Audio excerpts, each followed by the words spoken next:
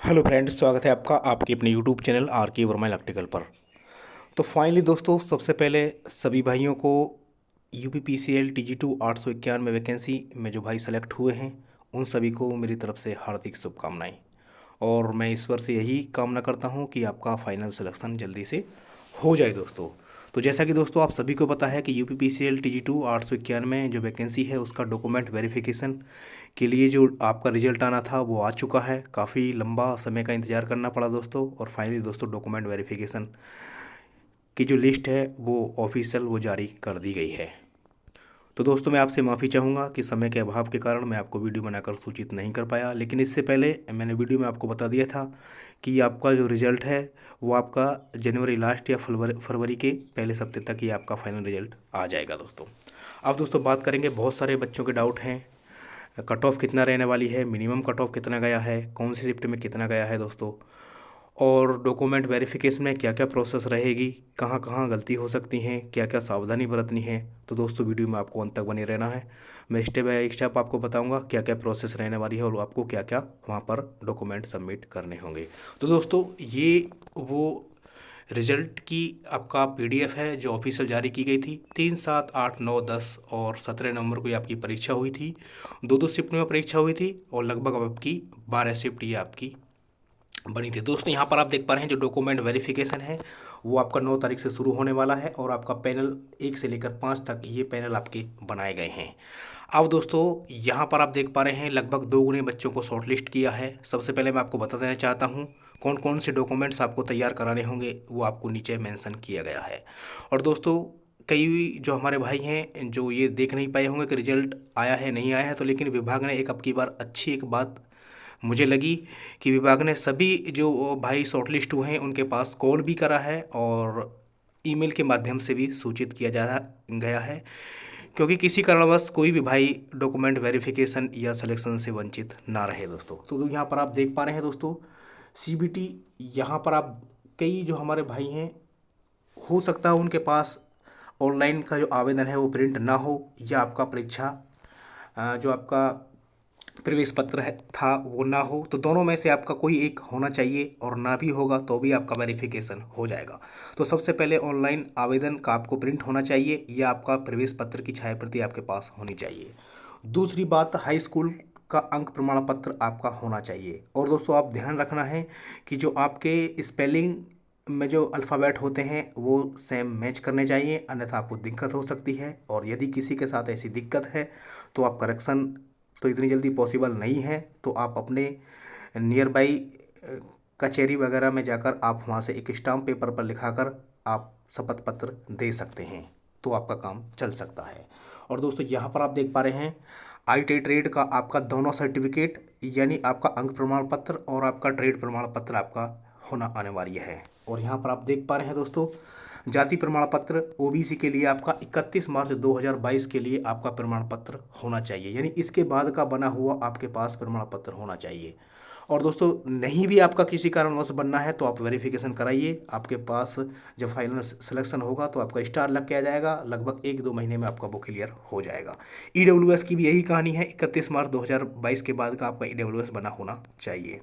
मूल निवास पत्र की बात करता हूँ दोस्तों, यहाँ पर आप देख पा रहे हैं 31 मार्च 2019 के बाद का आपका होना चाहिए। और यदि किसी ने इसके पश्चात भी कोई आरक्षण के लिए कुछ लगाया है, जैसे कि आपका भूतपूर्व सैनिक, स्वतंत्रता सेनानी, ये सब आपको प्रस्तुत वहाँ पर करना होगा। और दोस्तों एक और है 10 नंबर पर आप देख पा रहे हैं अप्रेंटिस। काफ़ी भाइयों के ये मामले हैं कि सर अप्रेंटिस लगा दूंगा तो मुझे क्या 1-2 नंबर की छूट ऐसा मिल जाएगी। तो दोस्तों ऐसा कुछ भी नहीं होने वाला है। सिर्फ इसमें आपको जो आपका 2 साल की छूट है, यानी कोई हमारा भाई, यानी मान लो उसकी मैक्सिमम एज 40 साल रखी गई है, तो हो सकता हो उसकी 42 हो गई हो और वो अप्रेंटिस लगा दे, तो उसके 2 साल का आपको वहाँ पर फ़ायदा होने वाला है। सिर्फ इतना इसका यही काम है दोस्तों। यहाँ पर देख पा रहे हैं आप दो आपको रंगीन फ़ोटो आपको कलर वाले ले आपको लेकर जाने हैं, और यहाँ पर आपको कोई ID आपको एक ले जानी है। और भी आपके पास कोई डॉक्यूमेंट्स है, मान लो आपने ट्रिपल सी कर रखी है या फिर डिप्लोमा कर रखा है या और उसके बाद भी कोई कर रखा है, तो आप उसको भी वहाँ पर लगा सकते हैं। तो दोस्तों ये तो थी डॉक्यूमेंट से संबंधित जानकारी कि कौन कौन से डॉक्यूमेंट आपको तैयार करा लेने हैं। दोस्तों आप अपना यहाँ पर टाइम सुनिश्चित कर सकते हैं। 9 से लेकर 12 डेट रखी गई हैं, इसके बीच आपका कोई सा पैनल भी निर्धारित किया गया है। अपना रोल नंबर के हिसाब से अपना टाइम और डेट वहाँ से आप देख सकते हैं। अब दोस्तों मैं आपको ले चलता हूँ कि क्या फॉर्मेट आपको मिलने वाला है। तो सबसे पहले दोस्तों आपको टाइम दिया गया है, जिस डेट में आपको टाइम दिया गया है उस डेट में और पैनल में आपको उपस्थित होना होगा। तो सबसे पहले आपको ETI मैं देना चाहता हूं दोस्तों, ये जो आपका डॉक्यूमेंट वेरिफिकेशन होना है आपका इलेक्ट्रिक ट्रेनिंग इंस्टीट्यूट ETI में आपका होने वाला है। तो सबसे पहले इस तरीका का आपको फॉर्मेट वहाँ पर दिया जाएगा फिल करने के लिए कि ये इस फॉर्मेट में आप अपनी सारी जानकारियाँ यहाँ पर आप फिल कर दें। तो जैसा कि यहाँ पर दिनांक आपको मेंशन करनी होगी कि किस तारीख को आपका डॉक्यूमेंट वेरिफिकेशन हो रहा है और किस टाइम हो रहा है। आप अपना रोल नंबर देखकर वहाँ से ये सब चीज़ें देख सकते हैं और पैनल आपका कौन सा रहने वाला है। तो यहाँ पर आपको अपना नाम, अपना पूरा एड्रेस यहाँ पर आपको फिल करना होगा। उसके बाद दोस्तों यहाँ पर आप देख पा रहे हैं, यहाँ पर भी इन्होंने दिया गया है कि क्या आपके पास जो डॉक्यूमेंट्स यहाँ पर प्रस्तुत कर रहे हैं वो आपके पास उपलब्ध है या नहीं है। तो यहाँ पर आपको नहीं है तो नो करना होगा और यस है तो आपको यस करना होगा। इस प्रकार से ये डॉक्यूमेंट्स यहाँ पर आपको दिए गए हैं। जैसे पहले नंबर पर आपको दिया गया है ऑनलाइन आवेदन या CBT परीक्षा हेतु आपका जो छाया उसके फ़ोटो स्टेट आपको लगानी है। 10वीं आपका अंक प्रमाण पत्र और आपका प्रमाण पत्र आपको प्रस्तुत करना होगा। इस प्रकार से यहाँ पर आप जो आपके पास डॉक्यूमेंट उपस्थित हैं वो आपको यहाँ पर यस या नॉट में आपको करने होंगे। यहाँ पर आप देख पा रहे हैं 10वें नंबर पर यदि कोई आपके पास अन्य यानी कोई एक्सपीरियंस वगैरह कुछ है, ऐसा कुछ करके है, तो आप यहाँ पर आप कोई सर्टिफिकेट है तो आपको यस कर सकते हैं और उसकी डिटेल दे सकते हैं कि जैसे मान लो किसी के पास ट्रिपल सी है तो वो यहाँ पर ट्रिपल सी लिख के आप यस कर सकते हैं। तो दोस्तों ऐसा आपको फॉर्मेट वहाँ पर मिलने वाला है, क्योंकि ये दोस्तों फॉर्मेट है पिछली बार जो आपकी 608 वैकेंसी 22/9/2021 को इसका वेरिफिकेशन हुआ था उसका ये फॉर्मेट में हो सकता है थोड़ा बहुत इसमें परिवर्तन अब की बार किया गया हो।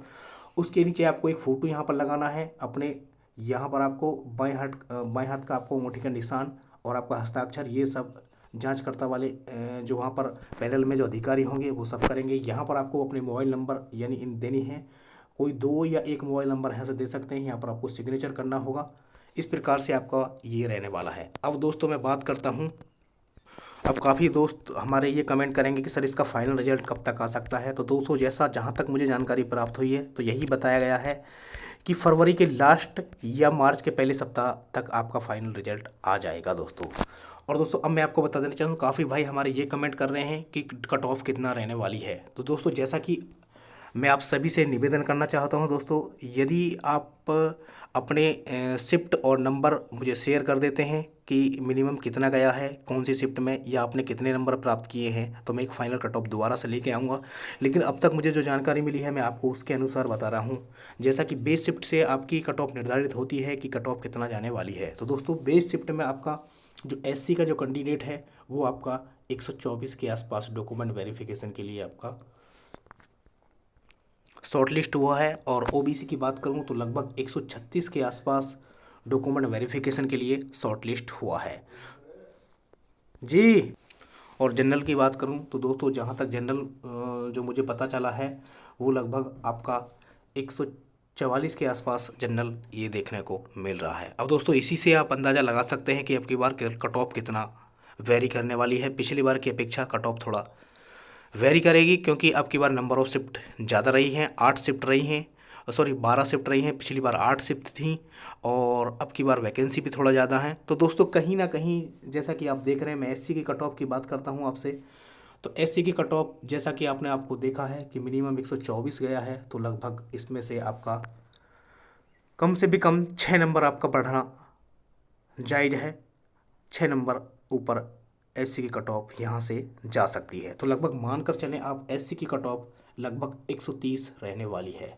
और जैसा कि आप दोस्तों यहाँ पर देख पा रहे हैं, लगभग जैसा कि मुझे जानकारी मिली है कि 136 वाला जो आपका OBC का कैंडिडेट है वो बेस शिफ्ट में मिला है। तो लगभग 6 नंबर भी आप यहाँ से बढ़ा सकते हैं। तो लगभग कहीं ना कहीं दोस्तों 142 से आपका 43 के आसपास ये आपकी कट ऑफ ओबीसी के अब की बार रहने वाली है। जैसा कि मैंने आपको पिछली वीडियो में ही बता दिया था कि इतना कट ऑफ अब की बार रहने वाली है। और दोस्तों जैसा कि जनरल की मैं बात करता हूँ तो लगभग जनरल की लगभग 10 या 8 नंबर आपकी जनरल की कट ऑफ ही अब की बार इससे वेरी करेगी।